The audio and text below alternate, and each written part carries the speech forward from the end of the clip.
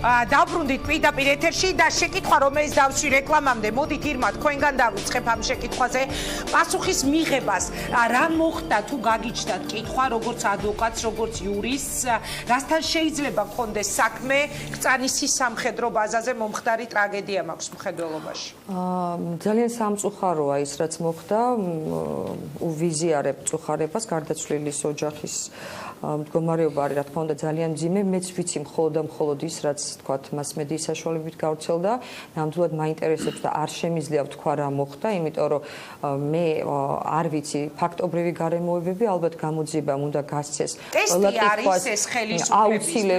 აუცილებლად და ძალიან კარგია რომ ოჯახმა თუ გამოთქვა სურვილი რომ აიყვანოს ადვოკატი ძალიან კარგი იქნება და ასევე დამოუკიდებელი ექსპერტები ჩაერთონ მაქსიმალურად გამჭვირვალედ სწრაფად და ეფექტურად უნდა იყოს გამოძიებული, იმიტომ რომ ეს არის დაცული ტერიტორია, ბუნებრივია ნებისმიერ ადამიანს არ შეუძლია იქ შებოდიალდეს და აკეთოს ის რაც სურს, ამიტომ მე პირადად შემიძლია პირდაპირ ეთერიდან შევთავაზო რა თქმა უნდა თუ კი მათ ექნებათ სრული მზად ვარ ოჯახს სრულად უანგაროდ დავეხმარო და გავუწიო. მადლობა. გიორგი, თქვენ თუ ფიქრობთ რომ ეს არის მომხდარი ტესტი ხელისუფლებისთვის, თუ აი რომელი ვერსიისკენ იხრებით, სამწუხაროა რომ ჩვენ ახლა ჯერ ვერსიებზე ვსაუბრობთ, მაგრამ მე და შენ არაერთი ასეთი თემა გაგვიშუქებია წინა წლებში და მაშინ რაც ყოფილა ოფიციალური ვერსია წლების მერე ჩვენ აღმოგვიჩენია რომ თავდაყირა დადგა ოფიციალური ვერსია ამიტომ მე მაინტერესებს დღეს რა სიტყვი გეთახმები ინგა ძალიან ხშირად ყოფილა ესეთი რამ და აი იმ ყველაფერმა რაც იმ წლებში ჩვენ ვაკეთეთ ხელისუფლებებიც კი შეცვალა რეალურად მე გეთანხმები რომ ეს არის ერთმნიშვნელოვნად და ქალბატონ ირმასაც ვეთანხმები რომ ეს ერთმმნიშვნელოვნად არის ძალიან სერიოზული ტესტი ხელისუფლებისათვის მით უმეტეს როდესაც საქმეში ფიგურირებს პრაქტიკულად სამხედრო ბაზა პრაქტიკულად საქმეში ფიგურირებს რაღაც შეიარაღებული დაპირისპირების შესახებ ინფორმაცია არის ადამიანი დაღუპული რომელიც შემთხვევაში ზურგში მოხვედრილი ტყვიით არის გარდაცვლილი ძალიან ბევრ კითხვაზე აი შენ ჩამოთვალე ოჯახის წევრების მიერ დასმული კითხვები ძალიან ბევრი კითხვა არის დასმული რა თქმა უნდა ყველა ამ კითხვაზე თუ არ გაეცა პასუხი გახსოვს ჩვენ უკვე როდეს გადავწყვიტეთ აი ასეთი საქმეების გამოძიება ჟურნალისტური მიმართულებით როდესაც აი ასეთ კითხვებზე პასუხები ხელისუფლებამ არ გასცა როდესაც საზოგადოების უზარმაზარი ინტერესი მომხდარ ფაქტებთან დაკავშირებით ხელისუფლებამ არ დააკმაყოფილა წინა ხელისუფლებამ და შემდეგ უკვე საქმეში ჩაერთო ჟურნალისტური გამოძიება. მე სიმართლე გითხრა, ქვეყნისათვის უკეთესად მიმაჩნია, როდესაც ამ დაგვარი კითხვები არ დარჩება პასუხგაუწემელი და როგორც ოჯახის წევრები, ისე ამ შემთხვევაში იმ ბაზის თანამშრომლები იქნებიან თუ იქ მოსამსახურე ადამიანები თუ ნებისმიერი უბრალოდ დაინტერესებული საზოგადოების წარმომადგენელი, ყველაფერზე ამომწურავად მიიღებს ისე პასუხს, რომ კითხვები აღარ გაჩნდება. მადლობა გიორგი, შემდეგ კიდევ ერთი შეკითხვით დაგიბრუნდები. მანამდე მინდა ნიკამ ჟავანაძეს და ლევან ხაბეიშვილს ამავე შეკითხვაზე ვთხოვო პასუხი და ბოლო ერთი კითხვა მექნება თითოეულ თქვენგანთან. ნიკა, თქვენ რა სიტყვით? ნუ აქ რა მარტივი არის, რა თუ უნდა ამას ლაპარაკი, რომ ეს უნდა იქნას გამოძიებული. ეხლა ცოტა რთულია ცხელყვალზე რაღაცა კითხვებზე პასუხის გაცემა, ეს ყველაფერი გამოძიებამ უნდა იმუშაოს ამ მიმართულებით, რა თქმა უნდა, ძალიან ცუდი ფაქტი მოხდა, მეც ვიზიარებ, ვერთდები ირმას წუხარებას, ძალიან საშინელი ფაქტი მოხდა და იმედი მაქვს, რომ გამოძიება გამოკვეთს რეალურად რა მოხდა. იქა მოტივი რა იყო, იმიტომ რომ მართლაც ეხა სამი ადამიანი შევიდა, სამი კაცით ეხა ბაზის აღება წარმოუდგენელია რა მოტივი იყო, რასთან ქონდა საქმე, ძალიან ისეთი ბუნდოვანი ის არის, მაგრამ მე ვფიქრობ, რომ გამოძიება ყველაფერს დაადგენს. გაქვთ იმედი, რომ დაადგენს. თქვენ რა სიტყვით, ლევან?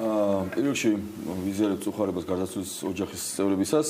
ფაქტი არის, რომ ახალგაზრდა ადამიანის არის გარდაცვლილი, მეორე მხარეს არის ასე ვთქვათ საქმე გვაქვს ჩვენს ჯართან და ასე შემდეგ გუშაგის კონკრეტულ ქმედებასთან.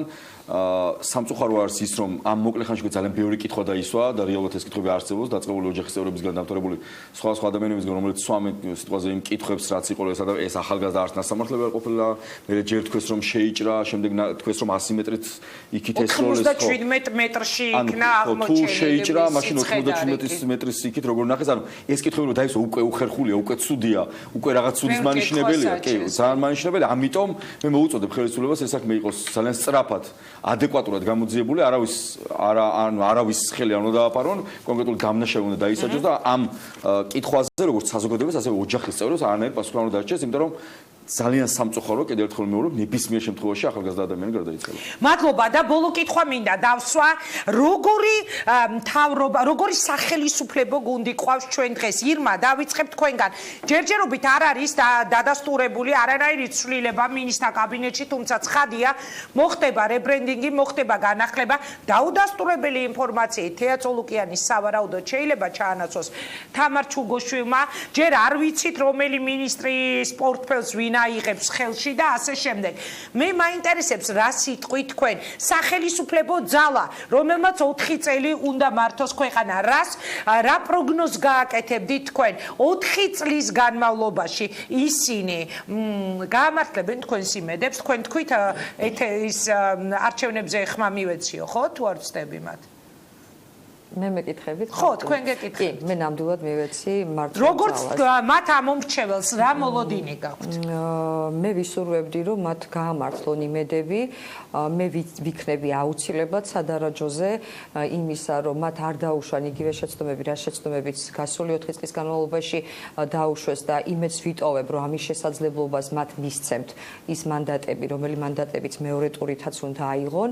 იმედს ვიტოვებ, რომ აღმოიფხრება ყველა ის პრობლემა, რომელ პრობლემასაც 2012 წლიდან ხალხი ელოდება და გადაიჭრება ძალიან ბევრი ესეთი პრობლემა. ყველაზე მნიშვნელოვანია, მე ვფიქრობ, რომ ბატონმა კალაძემ განაცხადა, თუ არ ვცდები, რომ ცოტა ხანშიო ნაციონალური მოძრაობა თუ არ ვცდები გადაშენდება როგორც პარტიაო. ჩვენ დავინახეთ 2 დღის უკან მარნეულში ნაციონალური მოძრაობის გედის სიმღერა, პრაქტიკულად ეს იყო. ეს გედის სიმღერა იყო, ირმა უკაცრავად. სადაინახეთ გედის სიმღერა მოუგეს ოცნებას. ნუ ეხლა როგორ მოუგეს? აბა იქ უნდა ჩატარდეს მეორე ტური. ნუ განმეორებითი არჩევნები ეს კენჭის ხამავს ხედავ. მე ვფიქრობ, რომ ეს იყო გედის სიმღერა.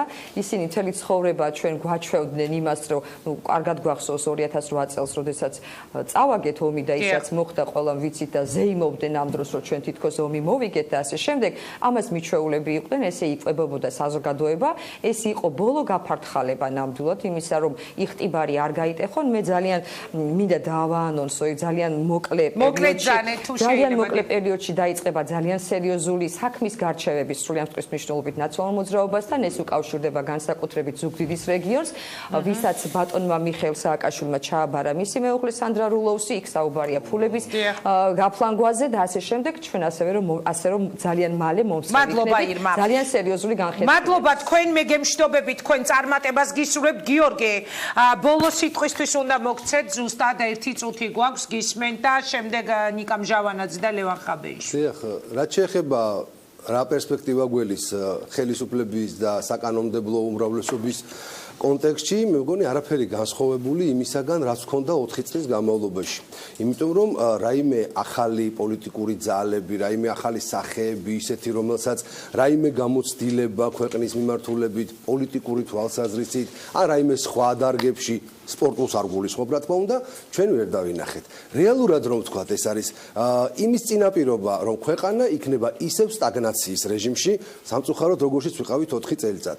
ისევ მთავარი ოპონენტი ქართული ოცნების იქნება პრაქტიკულად პოლიტიკურად გაკოტრებული ნაციონალური მოძრაობა, ორად გახლეჩილი ნაციონალური მოძრაობა, ოდიოზური ფიგურები მიშისტების მხარეს და აქ ვითომ ახალი სახეები, უბრალოდ კარგად დავიწყებული ძველები. ფუნდამენტალისტი მიშისტები და ახალი ნაციონალები. ბოკერიას გუნდი, რომელიც ფეხქვეშ გაეფინა ქართული ოცნების და ივანიშვილის წინაშე, რაც შეეხება სანდრა რულოვს და იმამ კულიევის საკითხს, ესეც გარიგების საკითხი იყო, როგორც ჩანს ვიღაცას ქართულ ოცნებაში საღი აზროვნება აღმოაჩნდა და მიხვდა, რომ ეროვნულ ნიადაგზე გარკვეული დაპირისპირების პროვოცირება არ არის ქვეყნის ინტერესი. ამიტომაც გაიცვალა ქალბატონი სანდრა რულოვსის ინტერესები ამ შემთხვევაში მარნეულში ბატონი იმამ კულიევის ინტერესებზე, გარკვეულწილად იმამ კულიევს სავარაუდოდ, ხა მე ამ გარიგებას არ ვესწრებოდი, ამიტომ ვარაუდობ, რომ იმამ კულიევი ალბათ შევა მეორე ტურში პარლამენტში, ქალბატონმა სანდრამ გაიგორა და საბოლოოდ დარწმუნდა რა, რომ ის ამ შემთხვევაში ერთ-ერთი გარიგების შედეგია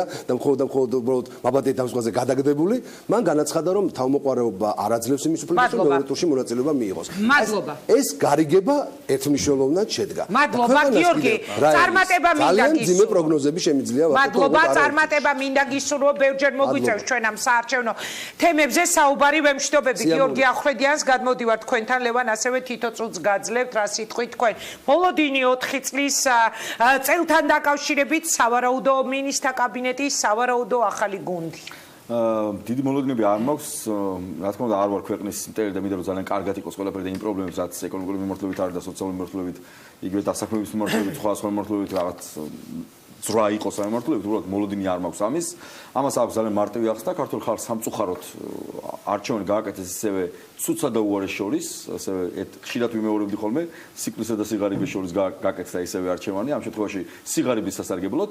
ფაქტია ის, რომ ქართულმა ხალხმა ნამდვილად მიცა ქართული ოცნების წინააღმდეგ ხმა და ეს უფრო მეტი ხმა, ვინემ ქართულმა ოცნებამ აიღო, გულისხმობ კიდევ ერთხელ გავიმეორებ 1,200,000. სამწუხაროდ მივიღეთ ის რეალობა, რაც მივიღეთ. აქვე მინდა გავახსენო ქართული ოცნების ხელისუფლებას, რომელიც აღტკინებულია ამ გამარჯვებით 2008 წელს ერთიან ნაციონალურ მოძრაობას ჰქონდა 1,60,000 ადამიანის მხარდაჭერა.